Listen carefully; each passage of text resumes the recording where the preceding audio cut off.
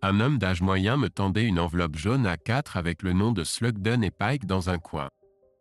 Il me l'a tendue. « Vous êtes convoqué, monsieur ?» et s'en est allé. La confusion ne correspondait pas à ce que je ressentais. J'ai continué mon chemin vers la maison. Dès que je suis entré dans la maison, j'ai senti qu'elle était inhabituellement vide. 2 minutes plus tard, j'ai découvert que non seulement les 3 autres membres de ma famille n'étaient pas dans la maison, mais tous leurs vêtements et affaires avaient disparu. Il n'y avait ni mots ni messages sur le téléphone. Rien du tout. Tout ce que j'avais pour répondre à la confusion qui m'envahissait était une maudite enveloppe jaune. En m'asseyant à la table de la cuisine, je l'ai ouverte. Le premier document, comme je l'ai vite découvert, était une demande de divorce. Je n'en avais jamais vu auparavant, mais le titre ne laissait aucun doute. Il y avait de petits autocollants qui dépassaient sur le côté et qui disaient « Signé ici ». Je n'ai pas pris la peine de le lire, mais je suis passé au document suivant. Celui-ci était un peu plus difficile à comprendre. J'ai finalement réalisé qu'il disait que j'avais 2 mois pour quitter ma maison afin qu'elle puisse être vendue. Qu'est-ce que c'est que ce bordel ? Le 3e document était encore plus difficile à interpréter. Finalement, ça m'est apparu. Un certain Michael Daniels veut adopter mes enfants. Le dernier document portait un titre qui ne laissait aucun doute.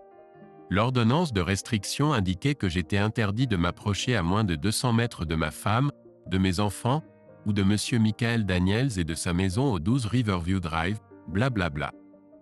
Je me sentais complètement perdu. L'ampleur du changement dans ma vie menaçait de briser complètement mon âme.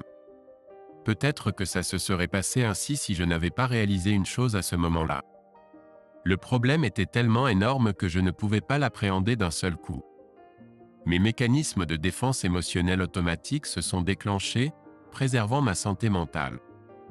Mon esprit était d'abord vide, puis des bribes de certitude ont commencé à s'infiltrer dans ma conscience. Ma femme m'avait quitté pour entamer une relation avec un certain gars dont je n'avais jamais entendu parler. Elle avait emmené les enfants et voulait que je les laisse partir pour qu'ils puissent les adopter. Elle avait fermé tous nos comptes bancaires communs et voulait vendre notre maison pour obtenir de l'argent. Pour aggraver les choses, j'avais honte de ma naïveté. Si Diana avait décidé de franchir le pas, alors tout ce qui se passait couvait depuis longtemps, et je n'avais vu aucun indice. Je savais que Diana n'était pas si futée, donc la seule conclusion à tirer était que j'étais très stupide. J'ai fouillé ma mémoire à la recherche d'indices rétrospectifs. C'est vrai, il y a environ 6 mois, Diana était devenue un peu distante, mais quand je le lui avais fait remarquer, elle était sortie de l'état dans lequel elle se trouvait. Notre vie, qui était devenue l'ombre de sa gloire passée, était revenue avec une vigueur renouvelée. Qui plus est, elle était revenue plus grande et bien meilleure que jamais. Fini la femme sexuellement réprimée que je connaissais. Arrivait l'aventurière maniaque que je ne reconnaissais pas. J'ai souri en me rappelant certaines des choses qui s'étaient passées dans notre chambre ces derniers temps. Peut-être les avait-elle vécues en première avec monsieur Daniels ? Non, ce n'était pas Diana. Résoudre ce problème m'a glacé les veines. J'ai pensé qu'elle avait toujours voulu faire ces choses, mais son éducation répressive ne lui permettait pas de le faire avec quelqu'un qu'elle respectait. La conclusion logique à cela était à la fois triste et amusante. Elle avait perdu tout respect pour moi il y a 6 mois, et c'était triste. Garde cette pensée, Dave. Tu vas avoir besoin de chaque opportunité pour rire pour surmonter ce qui t'attend. J'étais encore sous le choc lorsque j'ai pris la décision d'agir pour la première fois. C'était un coup de surprise pour ceux qui n'avaient pas lu ma dernière évaluation psychologique. Mon patron avait eu l'idée tendance de faire enquêter tous les membres seniors du personnel. J'étais fier du commentaire dans leur rapport. Monsieur Brown ne suit pas vraiment les règles. C'était une manière subtile de dire que j'étais un peu un cow-boy orienté résultat, accomplissant le travail en utilisant les directives acceptées uniquement comme référence. Ce message a été suivi du compliment professionnel le plus élevé que j'ai jamais reçu lors d'un entretien d'évaluation cette année-là. Mon patron, aussi franc qu'il puisse l'être, m'a fait asseoir et a dit « Dave, chaque fois que j'ai un travail difficile à faire, je te le confie. Ce jour-là, je note dans mon journal comment je pense que tu vas t'en sortir et combien de temps cela prendra. Je suis heureux de dire que je ne me suis jamais trompé une seule fois. » Ensuite, il m'a donné la meilleure note et nous avons bien ri. Malheureusement, cela ne signifiait rien car j'étais déjà au sommet de l'arbre que mes qualifications me permettaient d'atteindre. La pression de subvenir aux besoins d'une femme et d'enfants m'a empêché de terminer mon diplôme d'ingénieur pour passer à l'arbre suivant. Une demi-heure plus tard, je me suis garé non loin du 12 Riverview Drive. Disons simplement que ce n'était pas à 200 mètres. La voiture de Diana était là, mais elle ne montrait aucun signe de vie. C'était le quartier le plus huppé de notre ville, et la maison que je supposais être celle de Daniels était aussi grande que toutes les autres de cette rue.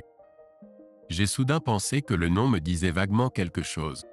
Michael Daniels pourrait-il être ce type agaçant des publicités télévisées?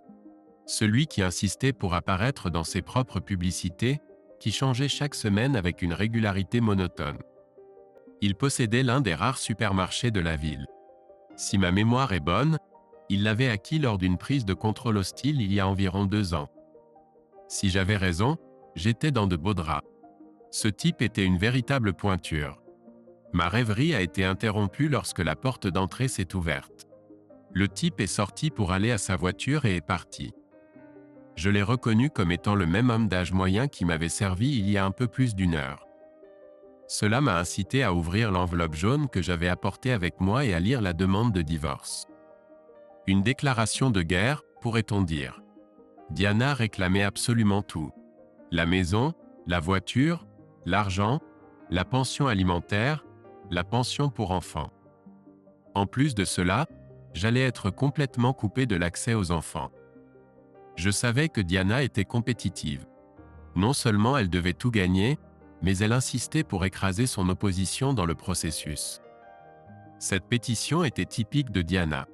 Je la ruminais encore quand, une demi-heure plus tard, la porte s'ouvrit à nouveau. Une dame bien habillée d'environ 40 ans monta les marches.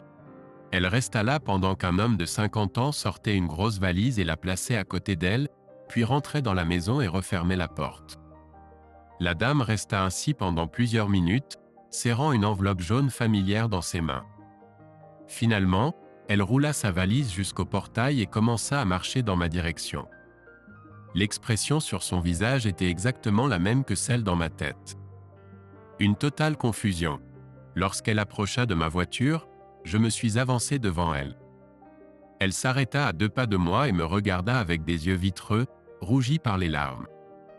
Elle tenait une enveloppe dans une main et la poignée de sa valise dans l'autre. Je lui tendis simplement mon enveloppe et dis « clac ».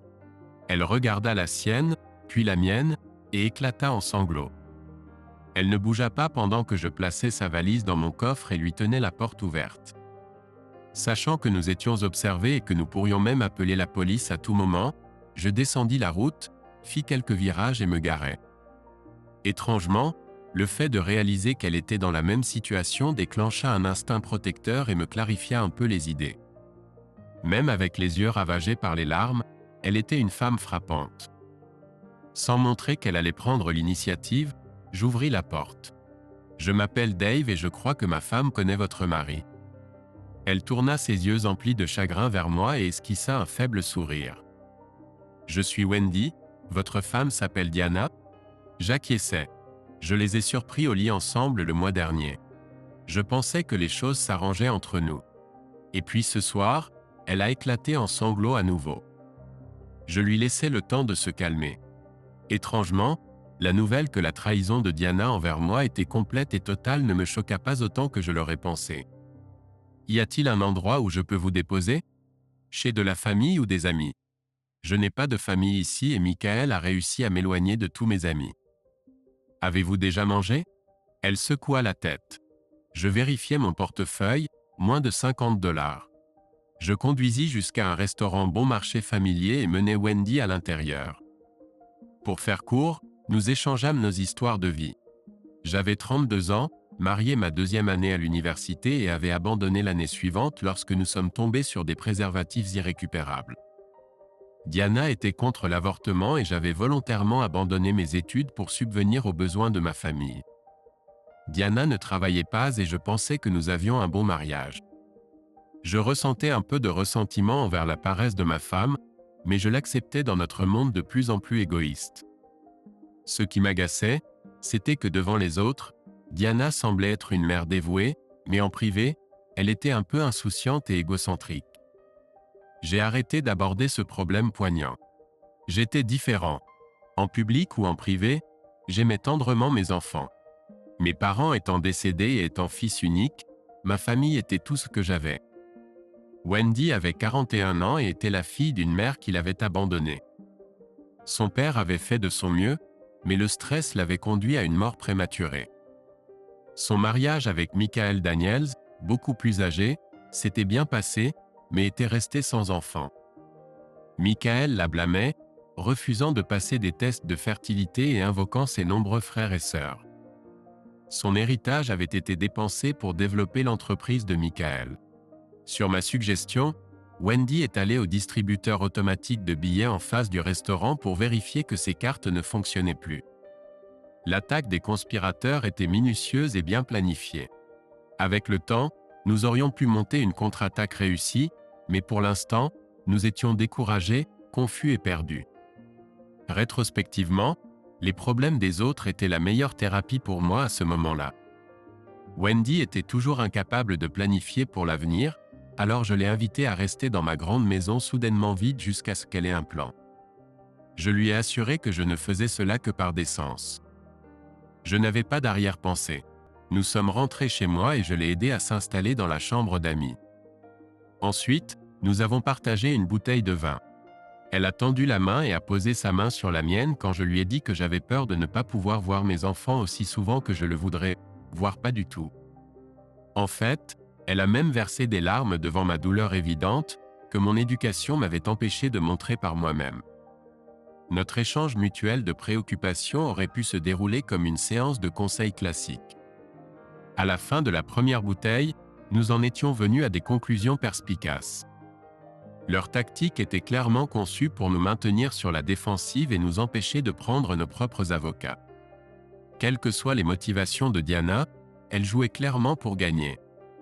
Comme d'habitude, l'idée de partager équitablement les enfants et les biens après la fin de notre mariage était contraire à son caractère.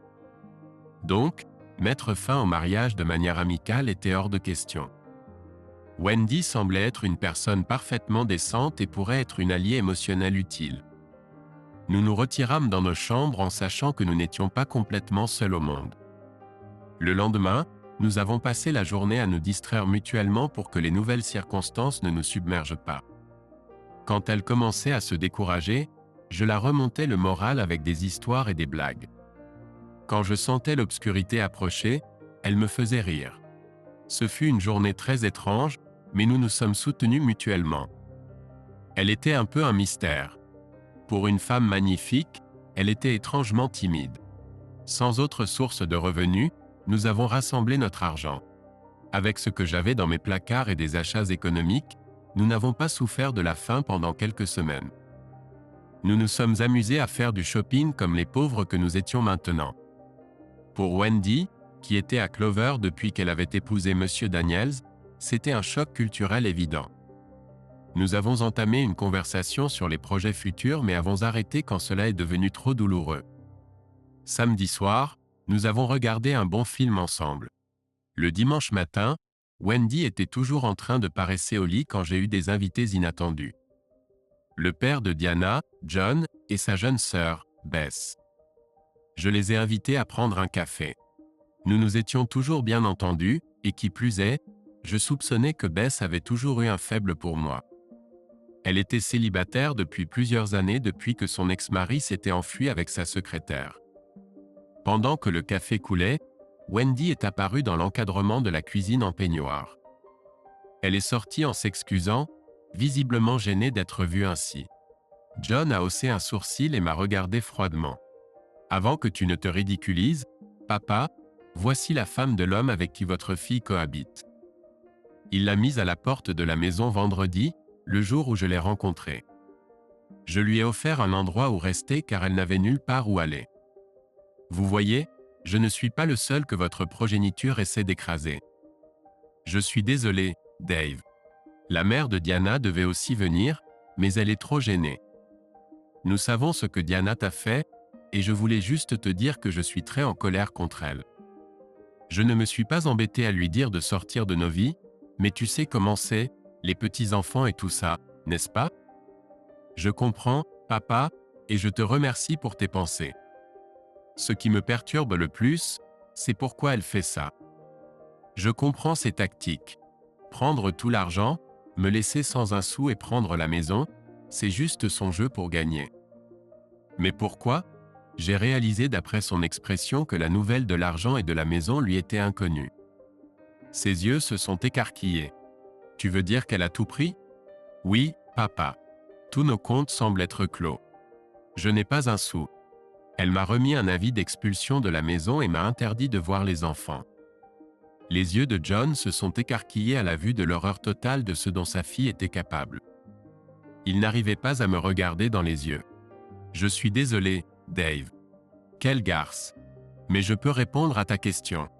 Hier, elle a expliqué à ma mère et à moi pourquoi. En gros, l'argent. Elle a dit que tu avais déjà atteint le plafond et qu'elle en voulait plus. Elle pense qu'en couchant avec un homme riche, elle obtiendra ce qu'elle veut. Il a la cinquantaine, et d'après la façon dont elle en parle, je peux dire qu'elle ne l'aime même pas beaucoup. Je serai prudent à sa place. Je pense qu'une fois mariée, elle le quittera et prendra tout ce qu'elle pourra obtenir. Comment j'ai pu élever une garce aussi mercenaire me dépasse. C'est vraiment incroyable, papa. C'est sa décision de ne pas avorter ma première grossesse qui m'a fait abandonner l'université. Si j'avais continué, je serais au sommet d'un grand arbre en ce moment, pas au sommet d'un petit. John haussa simplement les épaules. Alors pourquoi prendre les enfants, papa? Nous savons tous les deux qu'au fond d'elle-même, elle n'est pas vraiment une mère.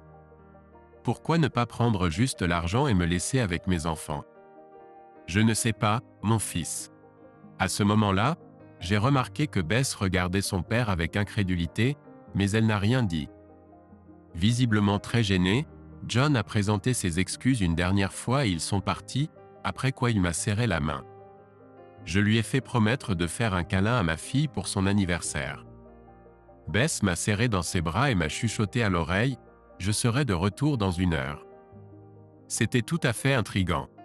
Wendy et moi étions en train de prendre le petit déjeuner quand 2 amis communs à Diana et moi sont arrivés.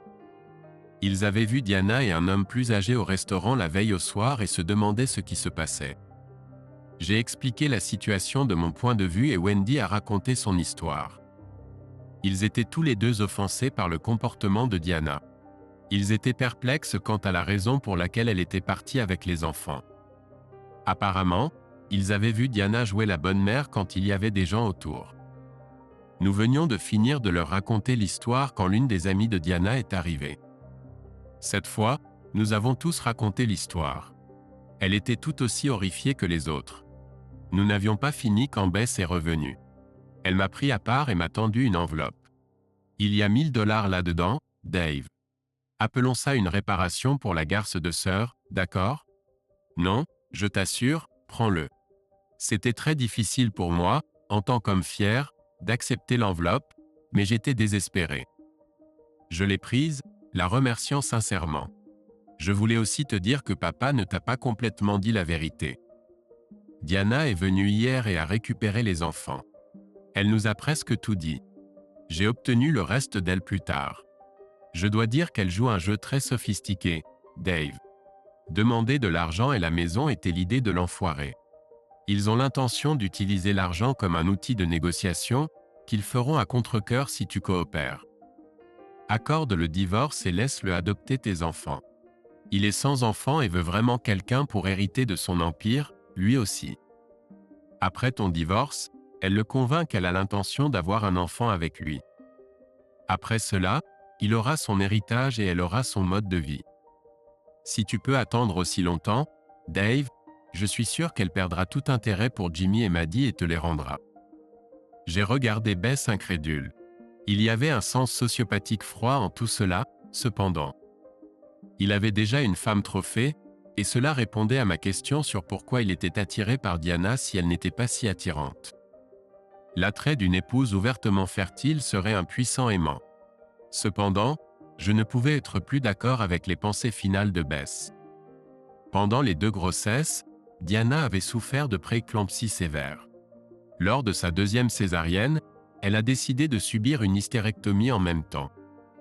Apparemment, elle n'en a pas parlé à sa famille ou à son nouveau petit ami. Cela, ainsi que ses autres comportements, en disait long sur la manipulatrice qu'était devenue ma femme. Comment était Diana quand elle t'a parlé, Bess? Si tu demandes comment elle se sentait par rapport à ce qu'elle t'a fait, Dave, la réponse est coupable. Elle a essayé de le cacher, mais j'ai pu voir que cela la déchirait. Elle sait qu'elle a ruiné un homme bien, mais tu la connais. Ça ne l'arrêtera pas. Et toi, Bess? Pourquoi me soutiens-tu? C'est juste la bonne chose à faire, Dave. Ma sœur m'a toujours intimidé quand j'étais jeune. Ce qu'elle te fait est juste mal. Cela offense mes sensibilités. Souviens-toi, j'ai été là où tu es maintenant. Je sais ce que c'est d'être abandonné. Tu étais là pour moi quand ma bêtise m'a mise en colère, mais pas Diana. Je suis contente maintenant d'avoir l'occasion de te rendre l'appareil. Je suis de ton côté, Dave. J'ai toujours eu de la sympathie pour toi, et je ne peux tout simplement pas te voir être traité ainsi. Eh bien, Bess, je ne sais juste pas quoi dire. Je ne peux pas promettre. Non, Beth, je ne veux pas qu'on couche ensemble. Ce serait trop bizarre. D'ailleurs, je fréquente un gars depuis environ un mois, et c'est sérieux. Je suis contente pour toi, Bess. Tu as toujours été ma parente préférée. J'espère que ce gars te convient vraiment. Merci, Dave. Fais-moi juste confiance pour t'aider de toutes les manières possibles. Considère-moi comme ta propre espionne personnelle. Sur ces mots, nous nous sommes serrés dans les bras et elle est partie. Je suis retourné vers Wendy et nos amis. En soirée, nous avons dû expliquer ce qui se passait au téléphone à 3 autres amis. Tous ces gestes de soutien et de sympathie étaient déchirants, à tel point qu'après un dîner que nous avons préparé ensemble, nous avons discuté de l'avenir. Mais avant cela, j'ai sorti 2 lots de $200 de la cachette de Bess et j'en ai donné un à Wendy. Le reste, je lui ai montré où je l'avais mis dans la boîte à biscuits. Avec le cadeau de Bess, je pensais que nous pourrions tenir jusqu'au prochain jour de paye. J'ai raconté à Wendy ce à quoi Bess était mêlée aujourd'hui. Elle n'était pas surprise. Son absence d'enfant devenait de plus en plus un problème dans son mariage. Wendy a remarqué que j'avais toujours l'air agité à cette heure de la journée. J'y ai réfléchi. Il est 8h30 du soir. Depuis aussi longtemps que je me souvienne, je lis des histoires à mes enfants à 7h et les mets au lit. J'ai vu des larmes dans ses yeux lorsqu'elle a demandé « Que va-t-on faire ?» Eh bien, ma priorité première est le bien-être de mes enfants, et cela ne comprend certainement pas les laisser entre les mains de ces comploteurs. Je dois donc avoir les moyens de m'occuper d'eux, et cela signifie trouver de l'argent. Je n'ai pas encore décidé comment me venger, mais l'idée de les laisser impunis me semble très insultante. Et toi, Wendy? Son beau visage s'est soudainement durci. Si tu m'avais simplement demandé le divorce et m'avais offert une part équitable de nos biens, j'aurais été d'accord. Maintenant, je me sens humilié. S'il te plaît, ne le prends pas mal, Dave, mais pour l'instant, je veux juste le voir brûler. Elle a dit cela avec tant de force que j'ai juré de ne jamais m'en prendre à elle. J'ai souri pour lui faire comprendre que je comprenais. Bon, maintenant nous savons quoi faire. Discutons de comment. Nous sommes restés éveillés encore 3 heures à échanger des idées. Nous avons discuté et écarté toutes les façons possibles de réunir de l'argent pour engager des avocats. Il n'y avait pas de joie. Étant principalement des citoyens respectueux des lois, nous avons limité nos discussions à des méthodes principalement légales et éthiques pour gagner. Nous n'avons rien trouvé. Ne trouvant aucune solution évidente, j'ai demandé à Wendy de décrire la richesse de l'ordure. Ils ont déménagé en ville il y a 2 ans, et il les a escroqués en achetant une maison et un magasin. Plus tard, en utilisant le magasin, la maison et le bateau comme garantie, il a emprunté 2,5 millions de dollars pour se développer. C'était la seule faiblesse que je voyais. Nous avons discuté de la façon d'utiliser cette faiblesse pour l'attaquer. Si nous pouvions mettre en péril son entreprise, cela nous donnerait un levier pour obtenir de meilleures visites avec les enfants. Je me fichais de l'argent, mais mes enfants étaient tout pour moi. Wendy était pour tout brûler dans son entreprise, mais je ne me sentais pas à l'aise d'attaquer les moyens par lesquels le gars gagnait sa vie, même pour un voyou comme lui. On est allé au lit trop tard pour un dimanche. Lundi au travail, j'ai dit à mon patron ce qui se passait. Il m'a aidé autant qu'il a pu. Il m'a accordé un congé à court terme et une avance sur mes congés annuels. J'ai essayé de faire mon travail habituel, mais c'était difficile. Mes enfants me manquaient à chaque seconde de la journée. L'après-midi, j'ai abandonné et j'ai passé du temps avec le comptable et le conseiller juridique de l'administration. Je devrais probablement m'arrêter et vous parler des gens avec qui je travaille. Les gens méprisent ceux d'entre nous qui travaillent dans l'administration locale. Tout le monde sait que c'est une organisation très sûre pour travailler, mais la rémunération y est mauvaise. Alors, presque comme des exclus sociaux, nous nous regroupons pour prendre soin les uns des autres.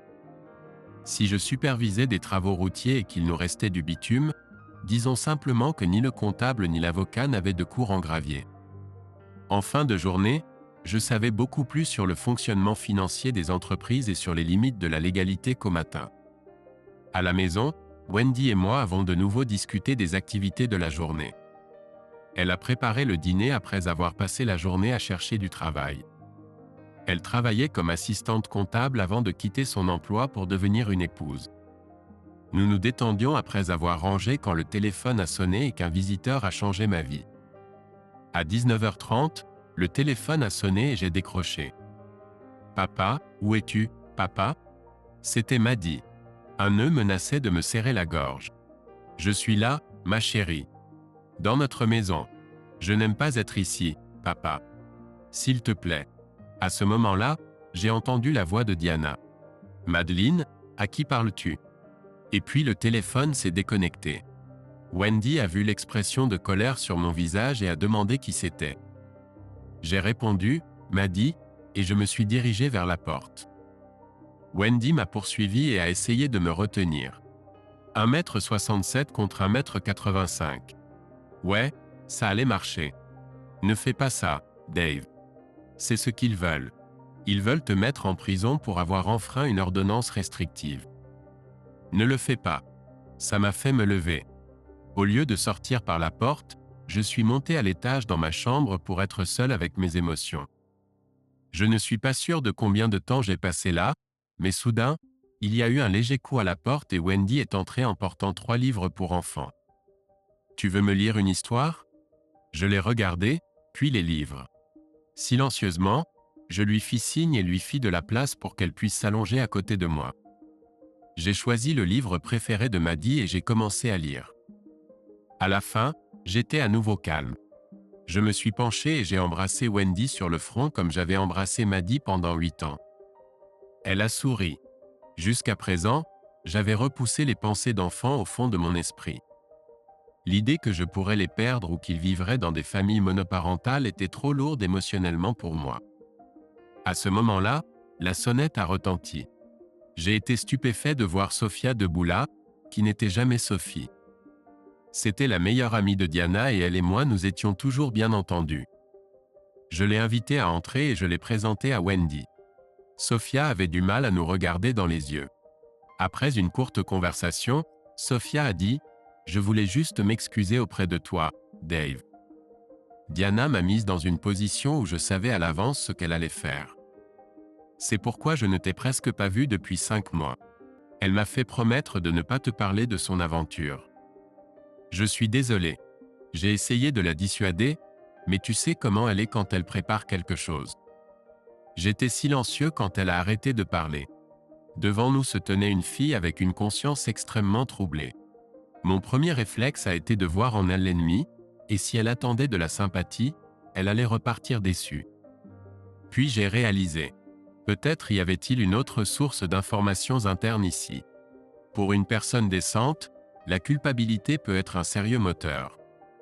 Je devais juste la compléter un peu. C'est bon, Sophia. Je comprends la terrible position dans laquelle tu te trouves. Merci, Dave. Tu sais qu'elle a fermé nos comptes et m'a laissé sans un sou, n'est-ce pas? Oui, elle s'en vantait quand je l'ai vue ce soir. Je dis « s'en vantait », mais je pense que c'était juste de la bravade. Je pense qu'intérieurement, elle ressent beaucoup de culpabilité pour ce qu'elle t'a fait.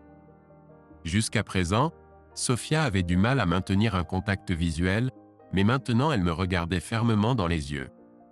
Pour la petite histoire, Dave, je n'ai pas cru une seconde ce qu'elle a dit à propos de toi frappant les enfants. Je t'ai vu avec elle interagir avec James et Maddie, et je sais que tu n'aurais pas fait ça. Quoi? Tu ne le savais pas? Elle a dit aux services sociaux que tu étais un tyran. Elle a dit qu'il ne pouvait pas intenter de poursuite car il n'y avait pas de preuves, mais les allégations seules étaient suffisantes pour obtenir une ordonnance restrictive. Sous le choc de cette nouvelle, je me suis affaissé dans mon fauteuil. Putain de salope. J'étais 10 fois mieux que ses parents. Mes deux invités fixaient simplement le kaléidoscope d'émotions qui devait se jouer sur mon visage. J'ignorais tout sauf la dernière. Une haine pure, implacable. Quand mon esprit tourbillonnant se calma, je réalisais avec une certitude morte ce que je devais faire. Si un côté se bat proprement et l'autre se bat salement, l'issue est inévitable. Je savais que je devais me battre aussi salement que je pouvais l'imaginer. Ensuite, il me fallait avoir une meilleure imagination. Je ne sais pas combien de temps il a fallu avant que je retrouve la capacité de parler. Cette femme ne reculera devant rien pour gagner, n'est-ce pas? Je n'ai jamais levé la main auparavant. Oui, je le vois sur ton visage, Dave. Comme je l'ai dit, ça sonnait faux quand elle me l'a dit. Je connais beaucoup de pères et ils sortent toujours avec les garçons dans les bars ou à la pêche. Je sais que tu passes chaque minute libre avec tes enfants. Je t'ai vu avec eux et je sais que tu n'hésiterais pas à prendre une balle pour eux. Bien sûr que si. Ils sont mon avenir. Quelle menteuse, quelle manipulatrice. Tu sais quel est son véritable plan, n'est-ce pas, Sophia? Nous avons appris d'une autre source qu'elle a l'intention d'utiliser notre argent dans cette maison pour obtenir la garde exclusive des enfants. Ensuite, elle veut que le mari de Wendy adopte les enfants tout en lui disant qu'elle en aura un avec lui. Apparemment, il est désespéré d'avoir un héritier. Je suis sûr qu'elle repoussera l'idée d'avoir un enfant avec lui jusqu'à ce qu'ils soient mariés, en disant qu'elle ne veut pas que leur enfant naisse hors mariage. Mais elle ne peut pas avoir un autre enfant, Dave. Je le sais et tu le sais, mais Mike Sucker Daniels ne le sait pas. Quand il le découvrira, elle aura échangé la moitié de notre modeste maison et de nos comptes bancaires contre la moitié de sa fortune.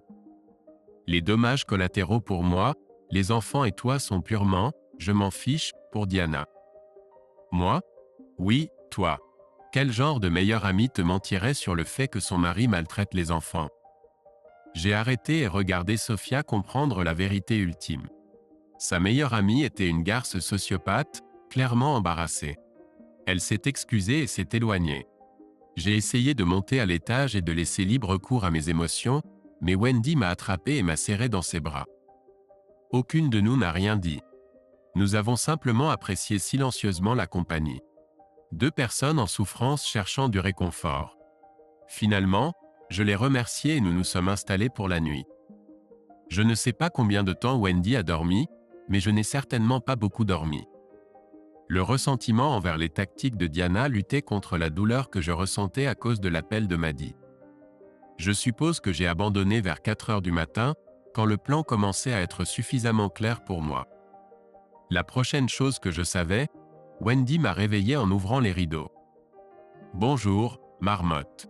Le petit déjeuner est prêt. » Après m'être douché, je suis descendu. Même s'il était encore tôt, j'ai appelé mon patron et demandé un congé. Il a immédiatement accepté. Wendy me fixait juste de l'autre côté de la table de la cuisine. « Wendy, jusqu'où veux-tu aller dans cette histoire? » « Oui, David, je ne savais pas que tu te souciais. » Elle a ébouriffé ses cheveux de manière séduisante en arrière et a souri en disant cela. J'ai souri en retour. « Coquine. Je voulais dire jusqu'où veux-tu pousser ce combat? Et c'est moi. À quoi penses-tu? Oh, pas grand-chose. Je pense juste à détruire l'entreprise de ton mari, à détruire la base de soutien de ma femme et à ruiner complètement ses plans. Les laisser tous les deux en ruine et brisés, c'est tout. Ça semble être un bon début. J'ai aussi quelques idées là-dessus. Nous avons comparé nos notes. Après le petit déjeuner, pendant que Wendy fouillait sur Internet et recherchait les lois sur la diffamation et la calomnie, j'ai appelé la mère de Diana. J'avais raison. Elle ne savait pas que Diana avait impliqué les services sociaux pour enfants et était consternée par les tactiques de sa fille. J'ai ensuite appelé Bess et répété mon histoire. Elle était sur le point de renier sa sœur sur le champ, mais je l'ai convaincue de cacher son mépris et de devenir notre cheval de Troie. Quand j'ai fini mes appels, Wendy avait terminé ses recherches et nous avons comparé nos notes. Nous avons ensuite passé une heure amicale dans l'atelier à fabriquer 2 panneaux. Une demi-heure plus tard, Wendy et moi étions assis dans les fauteuils de chaille de chaque côté de l'entrée principale du bâtiment où travaillait Michael Brown.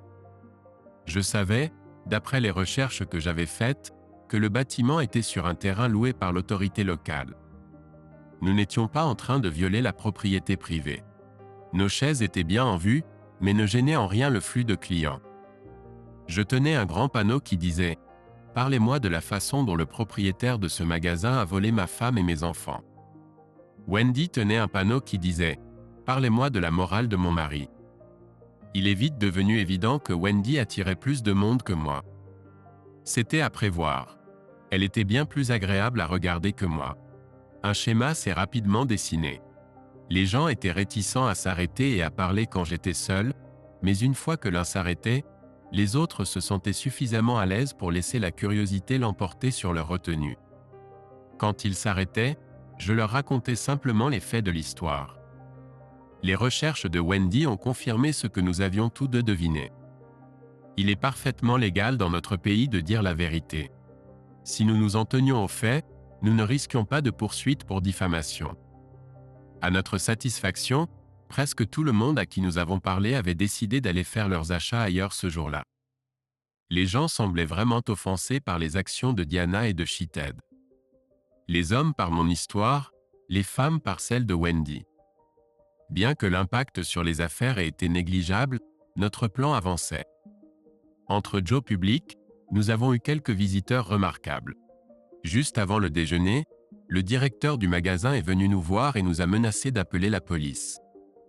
Wendy m'a filmé en train de lui offrir le numéro de téléphone d'urgence de la police. La police est effectivement arrivée juste après le déjeuner et, après une discussion avec les agents, nous a demandé de reculer nos chaises pour moins gêner la circulation.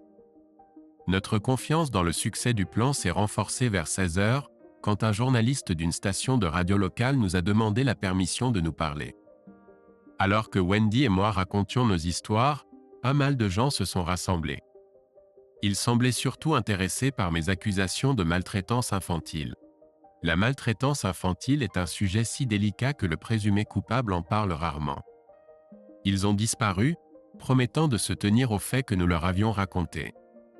Nous sommes restés pour souhaiter une bonne nuit au directeur alors qu'il fermait les portes ce soir-là, en promettant de les revoir le lendemain. Nous étions tous les deux ravis de la couverture médiatique que nous avions eue dans les actualités locales ce soir-là. Bien sûr, le lendemain matin, nous lui avons souhaité une bonne journée. Peu de temps après, 2 agents de sécurité en uniforme sont arrivés et ont réussi à se placer entre nous et nos éventuels interlocuteurs. Cette fois, j'ai appelé la police. Ils sont arrivés et ont parlé au directeur, probablement de son rôle dans la répression de notre droit à la liberté d'expression. Je les ai traités à du café d'un camion qui avait été installé pour servir la foule rassemblée. Nous semblions être l'attraction la plus en vue en ville ce jour-là. Wendy nous a aidés en s'habillant comme la parfaite femme abandonnée. Nom d'un chien, cette femme pourrait être actrice. Elle a vraiment le physique pour. Nous n'avons pas remarqué 2 hommes en costume qui s'approchaient de nous. Nous étions trop occupés à regarder le van de la télévision d'État garé de l'autre côté de la rue. Au moment où on m'a remis une ordonnance de cessation et d'abstention avec la menace d'être poursuivi pour perte de chiffre d'affaires, actuellement estimée à 30 000 $ par jour, toute la scène avait été enregistrée numériquement. Les hommes en costume se sont retirés précipitamment, nous laissant parler à un journaliste de notre petite histoire humaine. Une fois de plus, nous nous en sommes tenus aux faits et les avons suppliés de ne pas les embellir de quelque manière que ce soit. Je tenais une lettre dans ma main sur laquelle le papier à en-tête de Slugden & Pike était peint en haut. Après une autre journée satisfaisante, nous sommes rentrés chez nous lorsque les portes du magasin ont été fermées. Un bon nombre de personnes étaient restées là pour recevoir la promesse d'un nouveau divertissement, et il était évident que les gens hésitaient à affronter la situation. Nous nous sommes précipités chez nous pour regarder les actualités du soir. J'ai plaisanté en suggérant à Wendy de prendre un agent. Cependant, lorsque notre histoire a été diffusée, c'est devenu frustrant. L'équipe de tournage avait installé ses équipements à l'extérieur de la demeure des Crooks. Quand j'ai vu mes enfants déconcertés rentrant de l'école en étant précipitamment éloignés de notre vue, c'était comme un coup de couteau dans l'âme. UHE. J'ai lu une autre histoire à Wendy cette nuit-là. Nous recevions également en moyenne 10 appels téléphoniques par jour d'amis et de connaissances exprimant leur mécontentement face aux actions de Diana. Je les ai remerciés et leur ai offert de voter pour son amitié avec mes pieds. Diana devait être devenue la femme la plus solitaire de la ville. À 9h30 du soir, Sophia a frappé à la porte. Elle n'a pas répondu à mon salut. Elle est simplement entrée et m'a serré très fort dans ses bras. Et quand elle s'est détachée, elle a simplement mis la carte mémoire dans ma main, s'est retournée et s'est enfuie, les larmes coulant sur son visage. Intrigué, je l'ai emportée à l'intérieur et Wendy et moi l'avons branchée sur l'ordinateur. Parler d'une bombe. C'était un enregistrement de Sophia confrontant Diana à propos de ses mensonges envers elle-même et les services sociaux pour enfants. C'était un enregistrement de la confession de Diana alors qu'elle essayait désespérément de justifier ses actions. Et tout cela a duré jusqu'à ce que Sophia se retire de la vie de son ancienne amie pour la dernière fois. Notre excitation a diminué un peu lorsque nous avons réalisé que malgré l'enregistrement illégal, la bande avait peu de valeur. Nous avons envisagé de l'envoyer anonymement à nos nouveaux amis dans les médias, mais cela aurait mis Sophia en difficulté. Notre nouvelle détermination à être méchants avait ses limites. Malheureusement, le lendemain, lorsque nous avons été assignés par nul autre que Reginald Pike, LLB lui-même, il n'y avait aucun journaliste autour. Il a essayé de nous faire parler tous les deux, mais nous ne voulions pas coopérer. Finalement, l'un de nous a dû filmer ce qui se passait. Nous avons été poursuivis chacun pour une somme énorme d'argent. Quelle perte de temps! Eux, par-dessus tout, savaient que nous étions fauchés. Après cette excitation, nous sommes retournés à notre solitaire veille. Oui, j'ai dit solitaire. Il y avait très peu de monde dans le magasin ce jour-là. Peut-être que la cause était la publicité soudaine d'autres magasins vendant la même chose que celui de M. Daniels. On peut facilement imaginer comment les concurrents, sentant sa vulnérabilité, ont commencé à augmenter leur part de marché. Requin, voici un festin. Pendant ce temps, nous nous filmions, ainsi que notre fan club. Chaque fois qu'un camion arrivait, nous le filmions aussi. Le logo de la société de livraison sur le côté était particulièrement clair. Peut-être pourrions-nous les persuader de devenir nos anciens fournisseurs. À 14h, 2 employés excités sont sortis du magasin. Ils ont dit qu'ils avaient été avertis lors d'une réunion du personnel de s'attendre à devoir abandonner leur emploi. C'était douloureux. Wendy m'a interviewé, exhortant d'autres bonnes entreprises à envisager d'embaucher tous les employés supplémentaires. Ce dossier est passé dans la collection. À 15h30, le fourgon de l'actualité de l'État est soudainement réapparu. Juste à ce moment-là, 3 autres gars en costume sont arrivés, mais cette fois sans cravate. Sous les yeux des caméras, ils ont annoncé qu'eux aussi étaient avocats. Ils ont été touchés par notre histoire et l'injustice de ce qui se passait. Ils nous ont offert leurs services pour défendre nos divorces pro bono. Est-ce que c'est ce que pro bono signifie? Après l'arrêt des caméras, leur chef, Brian Coulson, a expliqué qu'il est un ancien associé de Pike & Slugden, qui a été piégé par les 2 autres. L'enfer n'a pas de fureur comme un avocat méprisé. Nous les avons invités à rejoindre Wendy dans son bureau au café de l'autre côté de la rue. Ils étaient toujours là quand ma journée de travail s'est terminée et je les ai rejoints. Après plus de 15 tasses de café, nous sommes partis avec des documents signés par lesquels ils nous représenteraient dans nos divorces et dans ma lutte pour la garde des enfants. Les yeux du vieil homme Coulson se sont illuminés quand nous lui avons parlé du dossier de Sophia, mais nous avons refusé de lui donner une copie. S'il avait été un avocat typique, il aurait sorti un atlas pour la situer sur une carte en réponse à toute discussion sur l'éthique. À ce stade, notre histoire a été reléguée au segment d'intérêt public à la fin des actualités tous les 2 soirs environ. Notre nouvel ami Brian avait l'air vraiment bien nos actualités ce soir-là. La chemise ouverte lui allait bien. En y réfléchissant, Nous avions une relation classique entre une rémora et un requin. Les rémoras sont de petits poissons qui suivent le requin et reçoivent sa protection et des miettes de nourriture. En retour, le requin vit une vie sans parasites. Si Monsieur Coulson veut se considérer comme un requin, cela me convient. Cette semaine et la première moitié de la semaine suivante se sont écoulées avec un seul développement. Mes enfants et Wendy me manquaient de plus en plus, et j'engourdissais de plus en plus la fesse de Maxime. Monsieur Coulson s'est assuré qu'il y ait une couverture médiatique de notre demande d'ordonnance provisoire pour récupérer la moitié de nos actifs liquides, d'une ordonnance d'évacuation des locaux, et pour que Diana livre mes enfants pour une visite.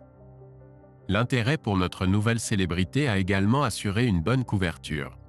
Les Australiens ont toujours soutenu les opprimés.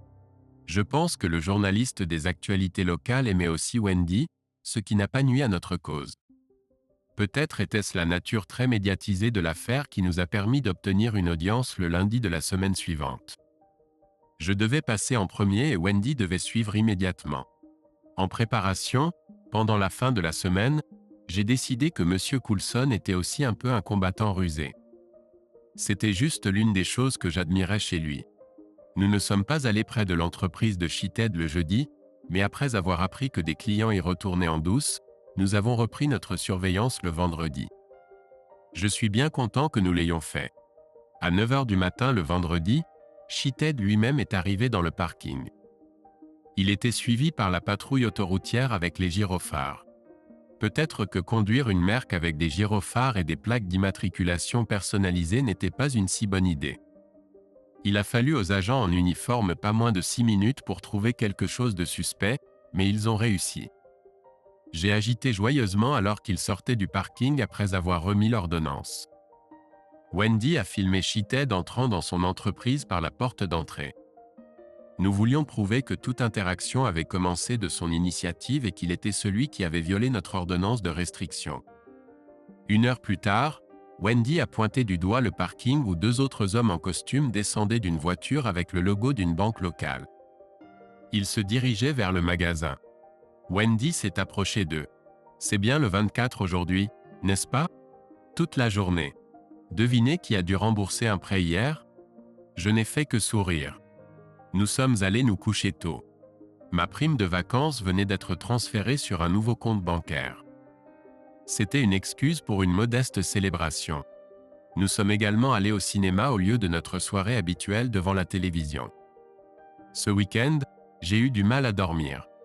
Étant donné que la première audience devant décider du sort de ma famille devait avoir lieu le lundi, j'étais très nerveux. Des visiteurs inattendus le samedi nous ont distraits, bien que ce fût agréable. Une vieille amie de Wendy a vu la publicité et a cherché sa vieille copine. Puis en fin d'après-midi, ma mère, mon père et ma sœur Diana ont débarqué. Je suis passé par le magasin et nous avons improvisé un barbecue. Pendant ce temps, Wendy les a tous divertis. Elle était une hôtesse par nature. Pendant mon absence, j'ai réfléchi aux motivations de nos invités. Je soupçonnais que, connaissant maintenant tous les faits, les parents de Diana réalisaient que j'avais la justice de mon côté et soupçonnaient que je l'emporterais à la fin. Ils voulaient s'assurer un accès continu à leurs petits-enfants. Tout le monde a passé un bon moment.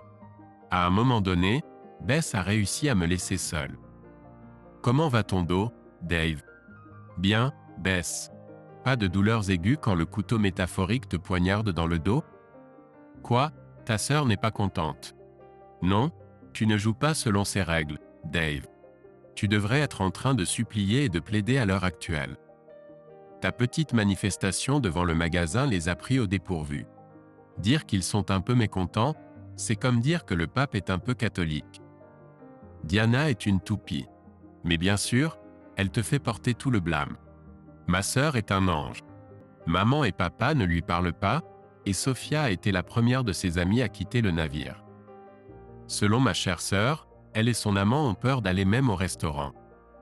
Cela a été mentionné par d'autres, même au club de campagne. Continue comme ça, frère, tu gagnes. Oh mon Dieu, que c'est triste, peu importe. Comment vont les enfants ? Pas mal, Dave. Ils sont un peu tristes et confus comme on pouvait s'y attendre. J'y vais tous les 2 jours environ et je joue avec eux. Tiens, j'ai quelques photos. Elle sortit son appareil photo et je les ai feuilletées. Des larmes me sont montées aux yeux. Une seule d'entre elles montrait ma petite Maddie souriante, et c'était un sourire forcé. J'ai remercié Bess profusément pour tout ce qu'elle faisait, et nous avons rejoint les autres invités. En sortant de la pièce, elle a sorti un tas de clés de sa poche et les a laissées tomber par terre dans un geste exagéré. Bon sang, je crois avoir laissé tomber les clés de la Mercedes, les clés de la voiture de ta femme, et la clé de secours de la maison par terre. Que je suis étourdi. Nous avons tous deux souri de nouveau et sommes retournés dans le monde réel. Dimanche matin, je venais de me réveiller quand j'ai entendu « Et, le négligé, c'est à ton tour de faire le petit déjeuner » crier vers moi à travers le couloir entre ma chambre et la chambre d'amis. J'ai préparé le petit déjeuner, puis j'ai enroulé une serviette blanche autour de ma taille, accroché un torchon à mon bras, faisant semblant d'être un domestique, et je suis parti pour la livraison. À 10 heures, le 3e lundi de mes vacances, Wendy m'a escorté à l'audience du tribunal de la famille. C'est là que j'ai eu ma première bonne vue sur ce salaud de Mick. J'ai réalisé que c'était lui quand Wendy a sifflé et s'est crispée en le voyant entrer. Dans la cinquantaine, il était gros et chauve. J'ai appris plus tard qu'il avait l'air assez mince quand il l'avait séduite il y a 15 ans. N'étant pas eux-mêmes des experts en affaires familiales, Slugden et Pike avaient envoyé un assistant avec eux. C'était un vieil ami de notre monsieur Coulson, mais cela ne l'a pas empêché de faire de son mieux pour son client. Coulson a d'abord exposé son point de vue sur les questions financières, et l'opposition a répondu de même. Leur tactique était que Diana aurait besoin de nos biens pour subvenir à ses enfants. Après que Coulson a présenté ma requête pour la garde conjointe, il a tenté d'obtenir une ordonnance pour que les enfants soient interviewés par le personnel des services sociaux pour entendre leur point de vue. À travers des subtilités juridiques, l'opposition a rejeté cette tentative. Son petit ami a alors consulté Diana, qui me lançait des regards noirs toute la matinée, et a demandé une courte pause. Pendant quelques minutes, elle et Coulson ont chuchoté. Puis monsieur Coulson s'est approché de moi. « Votre chère épouse veut que vous sachiez que si vous ne reculez pas, elle rendra publique toutes ces accusations de votre maltraitance envers elle et les enfants. Elle est prête à renoncer à toutes les revendications sur la maison et l'argent si vous abandonnez les enfants. » J'ai regardé Diana, qui souriait avec suffisance. Puis j'ai regardé Wendy, cherchant de la force en elle. Elle avait alternativement souri et froncé les sourcils toute la matinée, selon que nous gagnions ou perdions. Coulson a continué, « Vous savez ce que vous devez me donner, n'est-ce pas ?» J'ai plongé ma main dans la poche de ma veste et en ai sorti un petit enregistreur et le lui ai remis. Sophia m'avait donné la permission de le faire en dernier recours. Coulson s'est retourné vers son adversaire et j'ai vu le visage du méchant s'effondrer lorsqu'il a vu quelques moments édités. Leurs voix se sont élevées suffisamment pour que j'entende quelques mots. Inacceptable. Au diable le. Les médias étaient parmi eux. Après quelques minutes, l'adversaire de Coulson a quitté la pièce. 10 minutes plus tard, il est revenu et s'est assis à côté de Diana sans rien dire. Le juge a été rappelé au lit. Le méchant s'est levé et est devenu le gentil. « Votre honneur, au nom de mes avocats, je suis obligé de vous informer qu'en raison de nouveaux éléments, nous ne pouvons plus représenter le défendeur dans cette affaire. » Diana avait l'air stupéfaite et confuse. Le juge a confirmé le retrait de l'avocat et nous l'avons tous regardé faire ses bagages et partir. Je me suis penché vers Coulson et il m'a chuchoté à l'oreille. On raconte que messieurs Slugden et Pike ont perdu beaucoup d'affaires à cause de cette affaire et que quelques autres menacent de partir. Je suppose que notre petit enregistrement les a fait fuir à cause de quelques mauvaises ondes. Ne vous inquiétez pas, le juge comprendra de quoi il s'agissait dans la petite représentation d'aujourd'hui. Il joue au golf avec mon patron. Avant que je puisse demander où cela allait, le juge l'a rendu clair. Il a ajourné l'affaire, donnant à Diana 2 semaines pour trouver un autre représentant. Il a dit qu'il ne voulait pas statuer sur les questions financières tant que les questions de garde n'étaient pas résolues, ce qui bien sûr n'en était pas encore arrivé à ce point. Il ne voulait pas lever l'ordonnance de restriction car il y avait des allégations d'abus qui devaient encore être plaidées en audience publique. Bon sang, 2 semaines de plus de séparation d'avec les enfants. Il a ajourné l'affaire de Wendy. Aucun reporter n'était visible à l'extérieur du tribunal. Il pourchassait une histoire juteuse et rare sur des avocats abandonnant un client. Ce soir-là, Slugden et Pike ont publié une déclaration mentionnant les mots conscience et bon jugement. La spéculation a repris avec une vigueur renouvelée. Tout sentiment de victoire que j'avais était atténué. Mes enfants me manquaient. La tension commençait aussi à peser sur Wendy. Elle commençait à se sentir coupable de survivre grâce à mes moyens. Je l'ai rassurée, lui disant que je n'aurais pas pu aller aussi loin sans son soutien émotionnel. Je n'avais pas envie de rester assis dehors devant ce maudit magasin pendant encore 2 semaines. Attirer l'attention des médias devenait de plus en plus difficile. J'imaginais déjà qu'à la fin de la semaine, je devrais m'asseoir la nuit juste pour attirer l'attention des caméras. J'ai décidé de sauter le mardi et de simplement observer combien de clients ils avaient plusieurs fois par jour. Juste après le déjeuner, mon téléphone a sonné. C'était un mystérieux type nommé Henry qui voulait que je le rencontre dans un café de l'autre côté de la ville. J'ai demandé à Wendy de nous surveiller de loin avec une caméra pour être sûr qu'il ne se passait rien de louche. Ou si c'était le cas, d'obtenir des preuves. Henry s'est avéré être le directeur adjoint du magasin. Le jeu de cache-cache visait à nous empêcher d'entendre des rumeurs. Incroyablement, il m'a exhorté à reprendre mon poste devant son magasin. Il semblerait que la banque contraignait M. Daniels à vendre rapidement et à bon marché le magasin pour couvrir la dette. Il ne pouvait pas espérer rembourser le prêt tant qu'il était aux commandes. Henry et de nombreux autres employés négociaient secrètement avec la banque pour racheter les actions. Avec cette bonne nouvelle, Wendy et moi avons joyeusement repris nos places. D'autres bonnes nouvelles des avocats sont arrivées plus tard dans la semaine. Wendy leur a remis un tas de documents lorsque nous les avons engagés. Il semble que l'un des éléments était un accord conclu lors du transfert de l'héritage. Selon cet accord, elle a acheté une part dans une entreprise censée verser des dividendes mensuels. Cette somme a été réinvestie dans l'entreprise et le résultat final a été une somme astronomique d'argent. Le samedi était un jour de congé. Le magasin a commencé à fermer ce jour-là pour éviter de payer des heures supplémentaires. Nous avons invité Bess et ses parents pour un autre barbecue, ainsi qu'une vieille nouvelle amie, Wendy. Bess nous a brièvement parlé des événements récents au manoir Daniels. Apparemment, les choses ne se passaient pas bien. Ça me convenait. Bess pensait que c'était de la paranoïa qui avait poussé Diana à la soupçonner d'être une taupe et à ne pas la laisser venir la voir la semaine dernière. Sans nouvelles de mes enfants, j'étais un peu inquiet. Nous venions de finir de manger quand la sonnette a retenti. J'ai ouvert la porte pour Diana. « Tu es censé être ici ? Apparemment, si je viens à toi, ça ira. » Je l'ai invitée à entrer. Elle est entrée mais s'est arrêtée en voyant sa mère et son père. Wendy lui a jeté un regard haineux puis est montée à l'étage, où je suppose que Bess se cachait aussi. Les regards que lui lançaient sa mère et son père n'étaient guère mieux. Diana commençait à paraître très mal à l'aise et m'a appelé dans la cuisine. « Dave, pour le bon vieux temps, pourrais-tu reculer un peu ? » ?»« Pourquoi, ma chère ?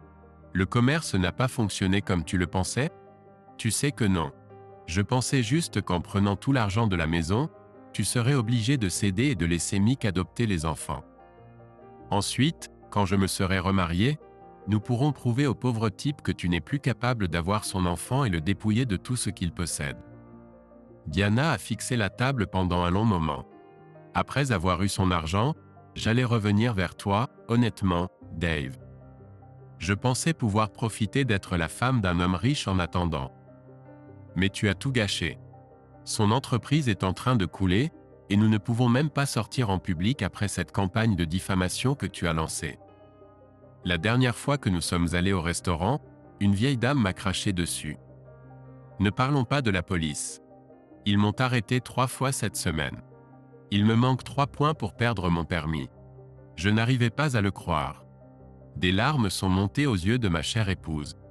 Ne pourrais-tu pas reculer et me laisser réaliser mon rêve, chérie ? Je pensais que tu étais une étudiante de l'histoire, Diana.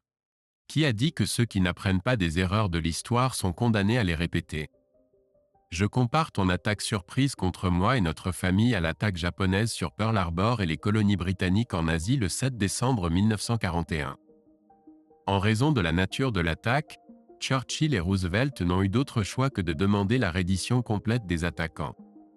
Si tu avais demandé poliment le divorce avant de commettre l'acte impur envers notre mariage et que l'abruti avec qui tu forniques avait fait de même, nous aurions pu nous séparer de manière amicale, et tu aurais pu vivre heureuse pour toujours.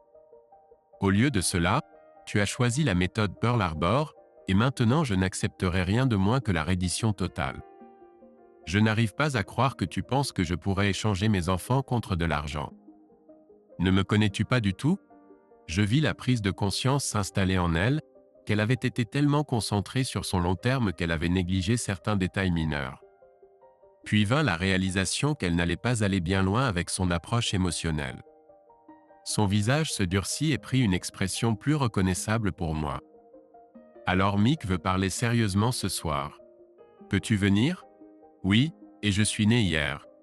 Venir chez toi et me faire arrêter pour violation d'une ordonnance restrictive? Eh bien, nous pourrions venir ici. Non. Pourquoi pas? Parce que si Michael Connard Daniels s'approche à moins de 100 mètres de moi, je vais lui arracher la tête et lui cracher dans le cou. Diana avait l'air choquée. Elle n'avait jamais vu ce côté de moi auparavant. Pourquoi? Qu'est-ce qu'il t'a fait? Laisse-moi voir, chérie.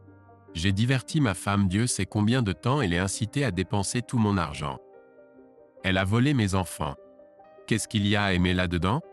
Diana fixa à nouveau la table. L'idée de devoir négocier pour mes enfants et ne pas dépendre des caprices du système judiciaire a suscité mon commentaire suivant. Et Skype? Oui, ça pourrait marcher. À quelle heure? Attends. Je dois coordonner avec ma partenaire. Quelle partenaire? Wendy. Nous prenons toutes les décisions ensemble. Cette vieille peau. Qui traites-tu de vieille? As-tu regardé avec qui tu as couché dernièrement? Quel âge a-t-elle? Tu sais, je m'en fiche. Elle a été une bonne amie quand j'en avais besoin, alors qu'est-ce que ça peut faire? Je suis monté à l'étage et en ai discuté avec Wendy. Elle était totalement d'accord. Après tout, qu'avons-nous à perdre? De retour en bas, j'ai pris des dispositions avec Diana pour 21 heures. Elle est partie, lançant un regard indécent à ses parents. La dernière chose qu'elle a faite a été de regarder autour de la maison. Et encore une fois, je jure qu'elle avait les larmes aux yeux. Je suis retourné à la fête, qui s'est terminée vers 8h30. J'ai posé mon ordinateur portable sur 2 chaises de chaque côté de la table, mais Wendy a dit qu'elle resterait hors champ. Elle a dit que si elle ne clignait pas des yeux sur Michael Daniels pour le reste de sa vie, ce serait trop tôt. À exactement 21 heures, je me suis connecté à Skype et l'écran montrait le couple heureux assis côte à côte. Wendy s'était douchée et était assise en robe à l'entrée de la cuisine. Il n'y avait pas de politesse d'introduction. Leurs actions et leur langage corporel laissaient clairement transparaître une lutte de pouvoir entre les deux individus. Mais je savais déjà qu'ils avaient tous les deux des objectifs différents en tête. À la fin de la séance, j'ai réalisé qu'il était un peu plus dominant qu'elle. Il était évident dès le début que Daniels pensait qu'il était toujours en position de négociation. Alors, Brown, parlons sérieusement. Laissez-moi être clair dès le départ. Monsieur Brown ou David, d'accord. Peu importe. Sheeted ne s'attendait visiblement pas à ma voix ferme. Ses yeux se sont écarquillés de surprise et il a jeté un coup d'œil à Diana du coin de l'œil. Il a réalisé qu'il avait perdu son premier point moral. D'accord, David, où est ma maigre ex-femme stérile? Une fois de plus, je dois vous rappeler d'être poli. Elle écoute, mais elle ne vous regardera pas. Apparemment, elle n'a jamais aimé les serpents. Si vous ne pouvez pas être poli, je vais arrêter ça tout de suite. C'est compris? Le deuxième point était en ma faveur et tout le monde le savait. J'ai entendu Wendy rire doucement à l'utilisation du mot serpent. Diana n'a pas pu s'empêcher de regarder Sheeted avec un air mécontent. Écoutez, David, arrêtez vos petites veillées au magasin. Peut-être même organiser une conférence de presse et dire que c'était un malentendu, d'accord? Je vous céderai la maison et vous rendrai la moitié de l'argent. Ensuite, je serai d'accord pour vous laisser voir les enfants un week-end sur 2. Je ne peux pas être plus juste que ça, n'est-ce pas? Et Wendy, qu'est-ce que ça peut te faire? À ce stade, Sheeted a écarté Diana de la scène centrale. Je suis prêt à lui donner 10% des bénéfices une fois que l'entreprise sera rentable à nouveau. J'ai regardé Wendy. On dit qu'une image vaut 1000 mots. Sur l'image de Wendy, le doigt du milieu était résolument levé au-dessus des autres. J'ai souri. Wendy a décliné votre aimable offre. Enfin, je pense que c'est ce que cela signifie. J'ai répété le geste de Wendy en direction de la caméra. Quant à votre offre de visite, je dois vous dire que j'ai décidé que ni l'un ni l'autre ne pourra voir mes enfants, alors vous pouvez vous la mettre là où je pense. Soyez raisonnable, Monsieur Brown. Une fois que j'aurai un enfant à moi, je me moquerai bien des vôtres, et vous pourrez les garder pour vous tout seul. J'ai observé la réaction de Diana. Elle s'est tournée vers Sheeted et a froncé les sourcils. Mais ce n'était pas le froncement de sourcils d'une personne en colère que son élu venait de renoncer à ses enfants. C'était le froncement de sourcils d'un homme agacé que le chat venait d'être lâché. Alors tu veux que je laisse mes enfants aux soins d'un homme qui les regarde comme des enjeux pendant 12 jours et 2 semaines? C'est à toi de décider si tu veux utiliser de la vaseline quand tu enfonces ta proposition là où le soleil ne brille pas. Mes deux adversaires ont parlé en même temps. Diana avait remporté ce concours. Allez, Dave. Tu n'es pas toujours fâché que je t'ai quitté pour un homme meilleur, n'est-ce pas? À ce moment-là, Daniel se leva et se plaça derrière Diana. Il passa son bras autour d'elle. J'observais ce qui se passait. C'était clairement une tactique préméditée et cela signifiait qu'ils enregistraient notre conversation, espérant susciter une forte réaction pour pouvoir la montrer au tribunal d'une manière ou d'une autre. Je n'ai pas du tout été ému par le spectacle sordide qui se déroulait devant moi. Cependant, je n'étais pas indifférent quand un bras nu est venu entourer mes épaules par derrière et qu'une chose très douce et chaude s'est pressée contre mon cou. « Soyez un gentleman et ne vous retournez pas pendant 1 minute », chuchotèrent-ils à mon oreille. Wendy tourna alors ma tête et m'embrassa sur les lèvres. Après quelques instants, elle interrompit le baiser et nous regardâmes tous les deux l'écran. Une expression orageuse apparut sur le visage de Diana. La plupart des gens se mentent à un certain degré lorsqu'ils se regardent dans le miroir. Cependant, la différence entre ce que Diana voyait dans le miroir chaque jour et ce qu'elle voyait à l'écran était trop grande pour être une illusion. Elle réalisa soudainement ce que signifiait réellement le marchandage. « Lâche mon mari, salope !» Je me retournai et chuchotai à l'oreille de Wendy, sentant la chaleur sur son cou. « Belle tactique », me chuchota-t-elle en retour.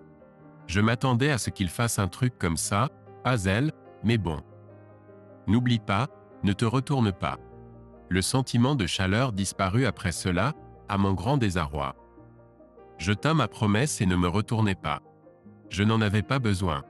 Le petit selfie dans le coin supérieur de l'écran était déjà visible. Quoi? Je peux être un gentleman, mais en fin de compte, je suis humain. Les deux personnes à l'autre bout de la connexion marmonnaient quelque chose, mais dans ma rêverie, je n'avais aucune idée de ce que c'était. Puis la sonnette retentit. Pendant que Wendy s'habillait, je sortis pour ouvrir la porte d'entrée. C'étaient mes enfants. Dès que la porte s'ouvrit, ils se sont jetés dans mes bras, marmonnant de manière incohérente. James, blotti contre ma poitrine, se pelotonnait d'un côté. Maddie se blottissait contre mon autre jambe. Une fois de plus, j'ai retenu mes larmes.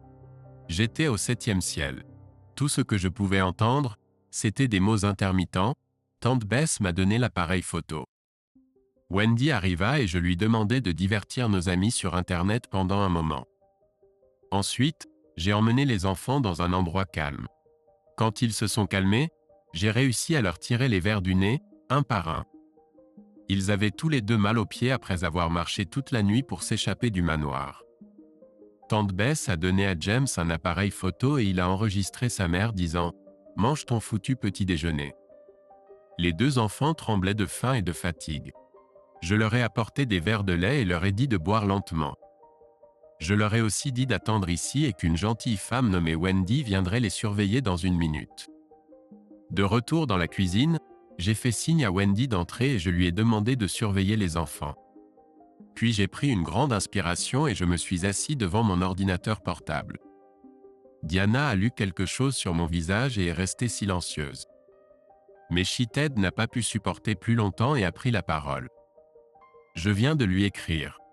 Diana, où sont les enfants? En haut, dans leur lit. Non, ce n'est pas vrai. Ils ont marché dans l'obscurité pour venir ici. J'ai fait une pause pour contenir à nouveau ma colère. Shithead, ils me disent tous les deux qu'ils n'ont pas bien mangé. Diana a été la première à se remettre de ces accusations murmurées. Nous viendrons les chercher bientôt. Non, vous ne viendrez pas. Le jour où je les laisse seuls avec vous deux abrutis, je verrai Satan patiner pour aller travailler. Si je vous vois près d'ici, je prendrai toutes les mesures physiques que je jugerai nécessaires pour vous empêcher de les voir. Shithead a souri triomphalement. Il avait obtenu la menace qu'il attendait. Merci, connard. Après cela, la connexion a été interrompue. J'ai vérifié que la conversation était enregistrée de mon côté et je suis allé retrouver les autres. Maddie était assise sur les genoux de Wendy en train de discuter de son sujet préféré, les chevaux. James était assis à côté d'elle, scrutant son visage. J'ai sorti le reste de la pizza et leur ai à nouveau demandé de manger lentement. Je savais ce qui allait suivre, alors j'ai pris l'appareil photo de James et les copié sur mon ordinateur portable. J'ai créé un dossier et mis les fichiers de l'appareil photo avec l'enregistrement vocal de Sophia et le fichier de la session Skype dedans. J'ai avancé rapidement la partie de l'enregistrement Skype qui contenait l'extrait que je voulais et j'ai noté l'heure. En chemin, j'ai pris une photo des poignets de Maddie et l'ai ajoutée au dossier. Il s'est écoulé une demi-heure avant que la sonnette ne retentisse. J'ai eu juste assez de temps pour serrer les enfants dans mes bras jusqu'à ce qu'ils se calment et appeler Bess pour lui demander de venir. Quand j'ai eu fini, Wendy lisait une histoire aux enfants. 2 femmes travaillant dans la garde d'enfants ont frappé à ma porte vers 10h30 du soir. Je les ai invités à entrer et leur ai offert à boire. Ils étaient sur la défensive et hostiles, et ont insisté pour dire qu'ils étaient venus pour ramener les enfants à leur mère. J'ai bien peur que cela ne me convienne pas. Ils ont essayé d'insister, mais je les ai fait asseoir, leur ai montré les bleus sur le poignet de Maddie et lui ai fait raconter comment elle les avait eus. J'ai demandé à James de décrire sa grève de la faim, puis je leur ai montré une vidéo de Diana en train de leur crier dessus et un court extrait de Shithead disant « Une fois que j'aurai mon propre bébé, je ne me soucierai plus du vôtre et vous pourrez les reprendre. » Alors, vous allez vraiment les renvoyer là-bas, mercredi, après les avoir laissés se promener ici dans le noir? Ils avaient tous les deux l'air mal à l'aise. Je suis désolé, monsieur, mais nous devons faire respecter l'ordonnance actuelle. Vous êtes accusé de les avoir maltraités, ainsi que votre femme. Si nous les laissons ici et qu'ils se blessent, nous aurons de gros ennuis. Nous avons des supérieurs à qui nous devons répondre. J'ai délibérément gardé un ton calme en répondant. Je peux vous dire que si vous les replacez dans un environnement où vous avez des preuves, pas seulement des accusations, et qu'ils se blessent à nouveau, ce sera à moi de rendre des comptes. Nous menaceriez-vous, monsieur? Non, je vous donne simplement une idée de ce à quoi ressemblera la vie. Avant que l'aîné des deux ne puisse appeler la police, j'ai suggéré un plan alternatif. Je leur ai dit que la sœur de ma femme était en route. Si tout le monde était d'accord, je serais ravi de les lui remettre en tant que tierce partie neutre, à condition que les 2 parties acceptent de ne pas les lui retirer. La femme plus âgée a disparu un moment, probablement pour appeler Diana, puis est revenue en disant que c'était réglé. J'imagine que Diana et Shithead étaient contents. J'imagine qu'ils me trompaient en me piégeant dans une situation où je les menaçais sur bande. Alors j'ai dit au revoir à mes enfants le cœur lourd, promettant de faire tout ce que je pouvais pour eux. Ils aimaient tous les 2 tante Bess, donc ils ont pris cela normalement. Wendy n'a rien dit pendant que je m'éloignais pour laisser libre cours à mes émotions. Le lendemain, Wendy a proposé d'aller chez Bess pour aider à préparer les enfants pour l'école. J'ai accepté. Le reste de la semaine, elle les a récupérés à l'école et les a conduits chez Bess. Je suis parti travailler car il n'y avait plus de raison de continuer la veille. Un appel de Henry a confirmé que le magasin était en déficit et que ses projets avançaient bien. Le lundi suivant, nous nous sommes présentés devant le même juge. La dernière fois, Diana et moi avions réglé tout sauf la garde, donc tout le monde était concentré et prêt. Cette fois, Wendy est apparue en premier et les 2 parties ont présenté des informations sur ses problèmes financiers avec M. Daniels, y compris des dividendes impayés. Monsieur Daniels espérait clairement que cela ne serait pas révélé et a failli s'évanouir quand c'est arrivé. Les intérêts des conspirateurs étaient représentés par un cabinet extérieur, et d'après ce que j'ai pu comprendre, il n'était pas très compétent. Le juge ne rendrait pas de verdict sur les montants réels avant que des experts comptables aient estimé la valeur des dividendes impayés, mais a indiqué qu'après le paiement des dividendes de Wendy, la part totale serait de 65,35. Il a reconnu qu'il avait été sévère en raison du comportement odieux de M. Daniels. Wendy a indiqué qu'elle était heureuse que M. Daniels garde la maison après avoir payé sa part. Comme symbole de statut, elle savait que c'était important pour lui, et elle ne voulait pas y vivre. Dans mon cas, leurs avocats ont bêtement demandé qu'un enregistrement illégal d'une conversation sur Skype soit admis comme preuve. Nous avons immédiatement accepté, ce qui a déconcerté leurs avocats. Ils n'ont bien sûr joué que la partie où je les menaçais. Cela, ainsi que le témoignage de Diana selon lequel je l'avais maltraitée, ainsi que les enfants, étaient conçus pour me dépeindre comme le méchant. Je suis resté stoïque et j'ai enduré. Avant mon procès, Bess et Sophia ont été appelées à la barre, et l'image qui a été peinte était que j'étais un bien meilleur père que Diana n'était une mère. Les paroles de Bess étaient si puissantes que le juge lui a demandé de confirmer qu'elle était la sœur de Diana, pas la mienne. Diana ne pouvait pas croire à la trahison et a effectivement quitté la salle d'audience pendant ces 2 séances. Puis ce fut mon tour. Monsieur Coulson m'a aidé à décrire l'embuscade initiale, les enfants marchant vers ma maison la nuit. Il a réussi à me faire parler de la grève de la faim, en mettant l'accent sur le fait que la mère des enfants et le père d'accueil ne savaient pas ce qui se passait. Il a présenté le témoignage des enfants, obtenu par les services sociaux, sur ces questions et d'autres. Étant donné que l'opposition a présenté l'enregistrement Skype, ils n'ont pas pu s'opposer lorsque nous leur avons montré l'autre partie de l'enregistrement. À savoir, la réaction de Diana lorsque son partenaire a dit qu'il se fichait de mes enfants. Coulson a tenté de présenter la vidéo tournée par James. L'opposition a essayé de contester la motion, invoquant les règles de preuve. Le juge a pris ombrage. Messieurs, ce n'est pas un tribunal criminel. Les mêmes règles ne s'appliquent pas ici. Mon travail est de faire de mon mieux pour les enfants du mariage, et je prends cette responsabilité très au sérieux. Monsieur Coulson, tu peux montrer la vidéo, et pendant que tu la montres, puis-je écouter l'autre enregistrement qui a été mentionné la dernière fois? Alors, j'ai vu Diana et Sheeted se recroqueviller quand ils l'ont entendu crier sur ses propres enfants pour qu'ils aillent prendre leur petit déjeuner. Ça ne valait pas les réactions quand un enregistrement de 10 minutes a été diffusé de Diana, avouant à Sophia qu'elle avait menti aux services sociaux à propos de moi, la harcelant, ainsi que les enfants. On pouvait l'entendre dire sur l'enregistrement que c'était l'idée de Michael Daniels. Le juge l'a juste fixé pendant les 4 dernières minutes de l'enregistrement. Sa tête était enfouie dans ses mains. Michael n'était pas content non plus. Je suppose que Slugden et Pike ne leur ont jamais dit pourquoi ils s'étaient récusés. Quand l'avocat de l'opposition a été interrogé s'il y avait des réponses, il est resté là à ouvrir et fermer la bouche comme un poisson rouge. Le juge a dit qu'il avait une question pour moi, et je savais ce que c'était. Monsieur Brown, pouvez-vous expliquer la menace ouverte que vous avez proférée à l'encontre de Madame Brown et de Monsieur Daniels?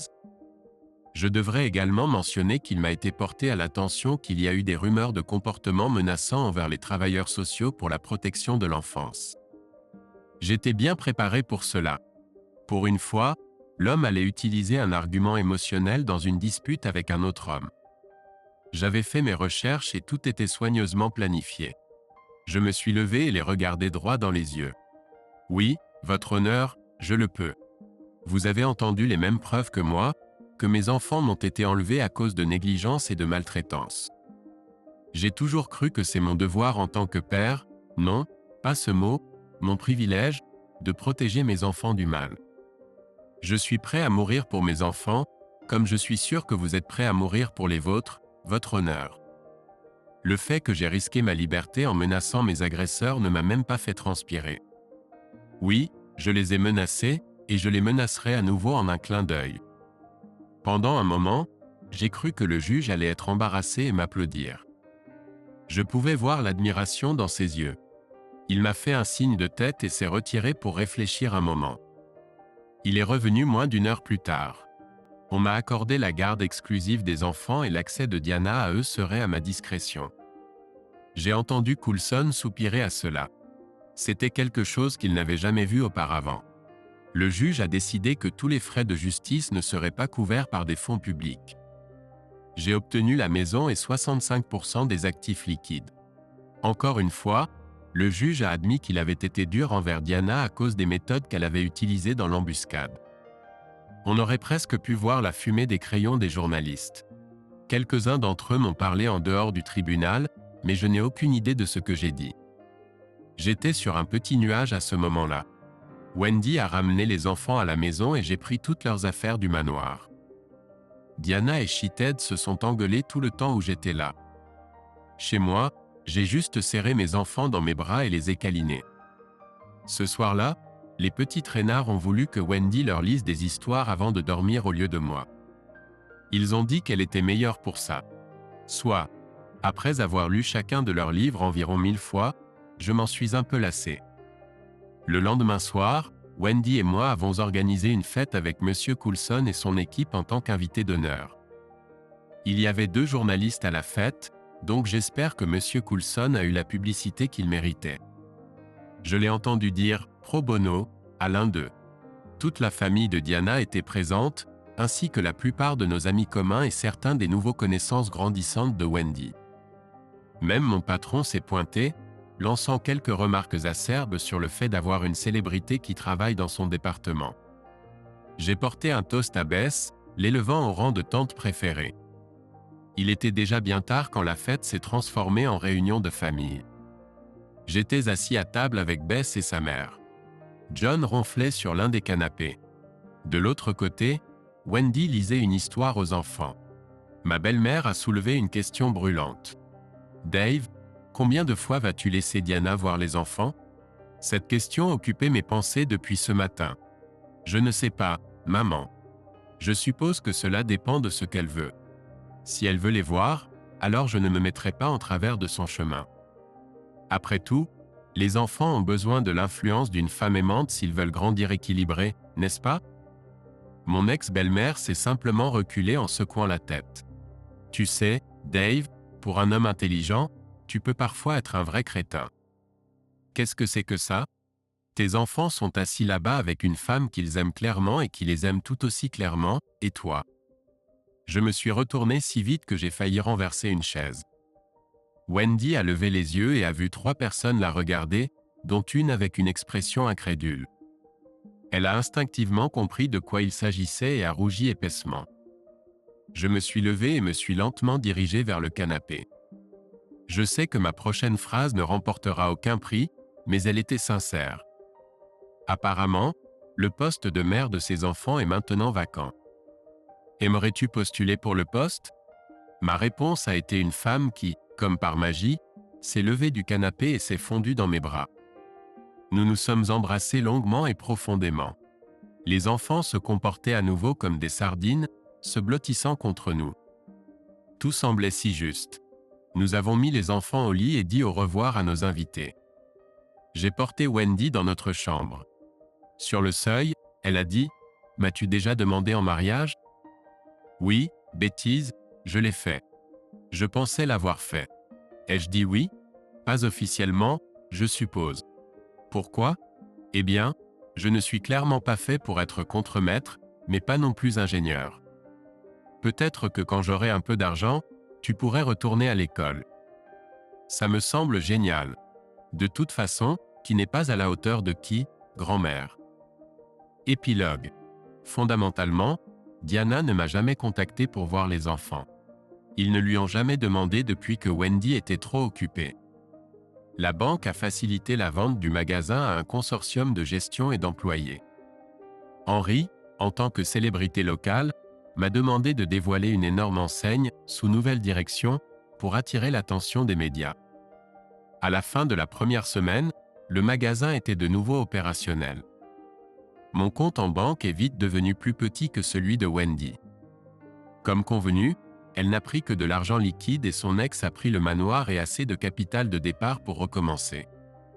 Selon les rumeurs familiales, Diana était toujours avec Michael. Peut-être que les choses seraient restées ainsi si je n'avais pas croisé un jour Monsieur Daniels. Il a remarqué avec causticité, effaçant le sourire de mon visage alors que son appel commençait. Apparemment, son équipe juridique pensait vraiment que certaines preuves auraient dû être exclues. J'ai demandé à Monsieur Colson de surveiller le registre du tribunal pour moi. C'est lui qui a découvert que tout était en suspens pendant que le couple heureux partait en croisière d'un mois dans les Antilles. Franchement, c'était pure coïncidence quand Monsieur Daniels a reçu un fax alors qu'ils étaient à quai. C'était simplement des instructions pour les soins de Diana Brown, sorties après une césarienne et une hystérectomie il y a 9 ans. Comment aurais-je pu savoir que le navire était amarré dans un pays où l'on déteste fortement que les hommes frappent les femmes? Étant une personne fondamentalement honnête, je n'ai jamais demandé à Wendy comme tous ces sans-abri ont pu entrer dans le manoir et le saccager au point qu'il était inhabitable. Après tout, si je découvrais des preuves d'un crime, n'est-ce pas mon devoir civique de le signaler? Qui aurait su que les compagnies d'assurance refusaient de verser de l'argent lorsque les gens laissent leur domicile sans surveillance lorsqu'ils partent un mois? Où ai-je mis les clés que Bess m'a données? Était-ce la Mercedes brûlée que j'ai vue hier sur le bord de l'autoroute? À la fin de ma première année à l'université, j'ai proposé de travailler à temps partiel jusqu'à l'obtention de mon diplôme pour aider à s'occuper de notre bébé. Mais Wendy a dit qu'elle ne savait pas combien de temps elle pourrait tolérer d'être la femme de quelqu'un sans qualification.